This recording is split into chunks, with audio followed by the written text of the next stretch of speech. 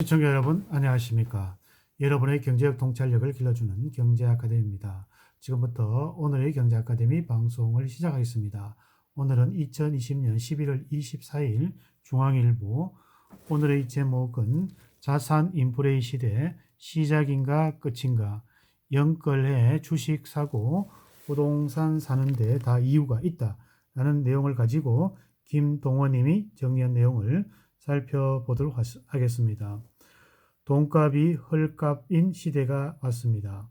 시중은행의 1년 만기 정기예금 평균 금리는 지난해 12월 1.6%에서 올해 11월 0.8% 낮아졌습니다. 1억 원을 예금하면 1년 만기 세후 이자는 132만 원에서 70만 원으로 반토막이 났습니다. 올해 들어 10월까지 소비자 물가지수로 평가한 돈의 일반적인 실질 구매력은 변화가 없습니다. 반면에 서울 아파트 매매 가격은 10%에서 주가가 3.2%, 금값은 21% 올랐습니다. 즉 우리 경제의 인플레이션은 일어나지 않고 있으나 금, 아파트 등 주요 핵심 자산 가격은 큰 폭으로 상승하는 현상이 나타났습니다. 특히 자산 가격의 상승폭이 작년보다 올해 들어 크게 확대되었습니다. 유동성 증가에 비해 오히려 국내 주가 상승은 아직 낮은 편입니다. 이 같은 상품과 서비스의 가격은 안정을 유지하고 있음에도 불구하고 주식이나 부동산 등 자산 가격이 지속해서 상승하는 현상은 자산 인플레이션으로 정의할 수 있습니다. 자산 인플레이션 현상은 현금을 포함한 여러 자산의 상대적 가격 체계가 균형을 이탈할 때 발생합니다. 손에 얼음을 쥐고 있으면 저절로 녹듯이 자산 인플레이 시대에는 현금과 예금의 다른 자산에 대한 상대 가치가 현저하게 하락을 합니다. 세칭 영끌해서라도 주식을 사고 아파트를 사는 적금의 세태는 그만 경제적 근거를 가지고 있는 것으로 보입니다. 그렇다면 돈값이 헐값인 현상은 얼마나 지속할 것인가? 코로나의 충격으로 인한 일시적인 현상인가? 아니면 자산 인플레이션, 뉴노멀이 되는 새로운 시대의 시작인가? 미국의 경험을 보면 2009년 1월에 대비 2020년 10월까지 달러의 구매력은 소비 물가 기준으로 4분의 1의 감소한 반면에 다우는 4.6%, 나스닥은 9배의 특히 아마존의 주가는 43배 상승하였습니다. 지난해 10년 미국의 경험은 자산 인플레이션 시대에서는 자산 구성이 얼마나 중요한 과제인지를 여실히 보여줍니다. 그렇다면 앞으로 10년 후는 어떻게 될 것인가? 코로나 충격이 자산 가격 상승을 촉진하고 있습니다. 현재 돈값이 떨어지는 현상은 물가 상승보다는 저금리가 주된 원인입니다. 이 같은 저금리는 한국은행의 통화 공급 정대와 시중의 자금 수요 부진에 따른 것입니다. 현금성 통화 지표의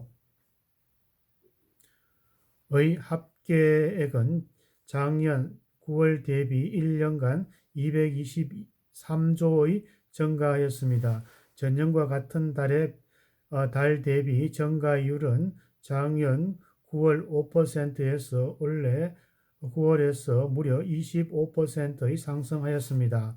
반면에 예금은행 요구불 예금의 월 회전율은 별 변동이 없습니다. 즉 유동성이 급증하고 있으나 금융시장에 고여 있다는 얘기입니다. 문제는 이 유동성의 사실상 마이너스 실질 금리와 다른 가치 저장 자산에 대한 상대 가격 하락을 감수하면 금융시장에 안주할 수 있지는 않을 것이라는 점입니다. 만약 자금이 소비와 투자로 흐르면 자금 수요의 증대와 경제 활성화로 금융과 실물 경제 간의 선순환이 작동할 것입니다. 반면에 자금이 불투명한 것은 경제 전망으로 인해 소비와 투자로 흐르지 않고 주식과 부동산의 금 등의 자산으로 흘러가면 전반적으로 물가 안정에도 불구하고 자산 가격이 뜨는 자산 인플레이션이 발생합니다. 미국 증권시장은 2월 고점에 대비해 11월 중순 접어들어 나스닥 지수는 22%, S&P 500은 7% 상승해 코로나의 충격을 무색하게 하고 있습니다.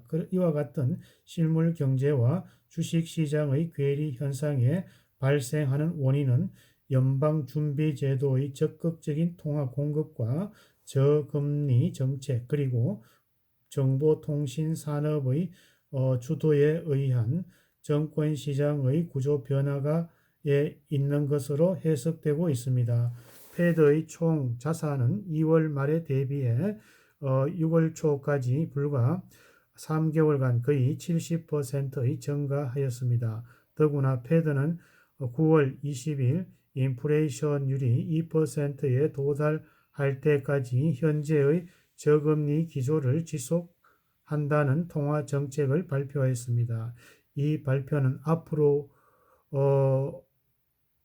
최소 3년은 현재의 0% 가까운 정책 금리를 지속할 것이라는 신호로 해석되고 있습니다.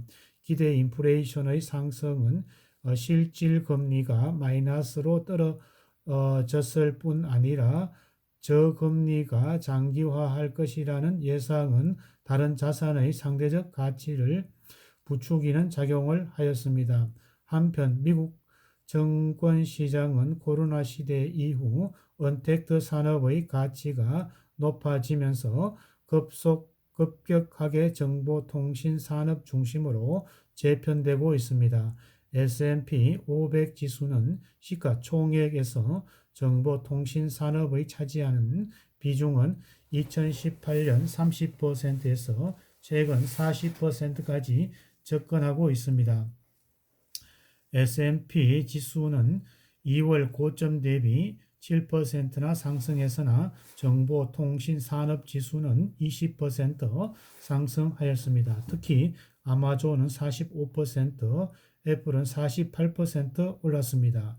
이 같은 미국의 경우 코로나 충격이 자산 인플레이션을 촉진하는 양상을 보이고 있습니다. 그러나 실물 경제의 침체는 패드의 저금리 기조 장기화가 불가피한 만큼 현재의 자산 인플레이션 양상이 상당 기간 지속될 가능성이 커지고 있습니다.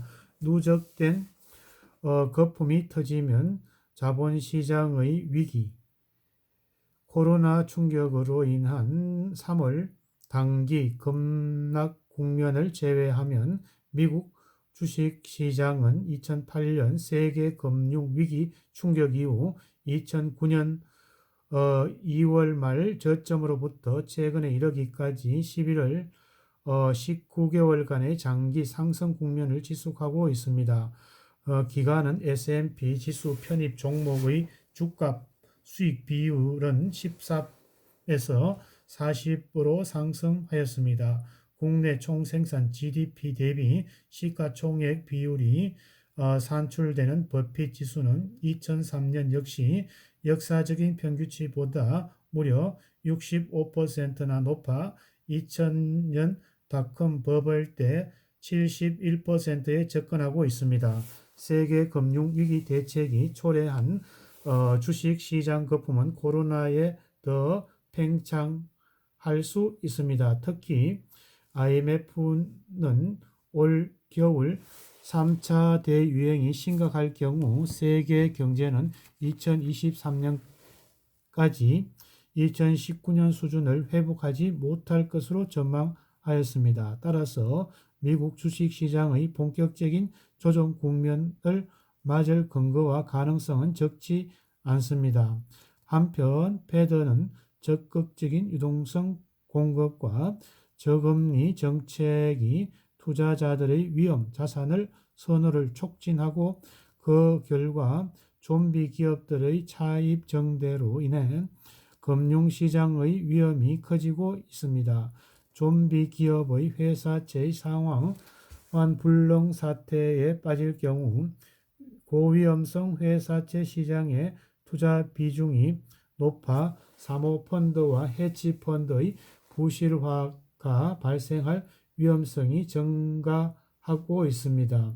나아가 연쇄적으로 보험회사와 연기금 등의 부실화가 유발됨으로써 세계 자본시장의 위기로 퍼질 위험이 있습니다.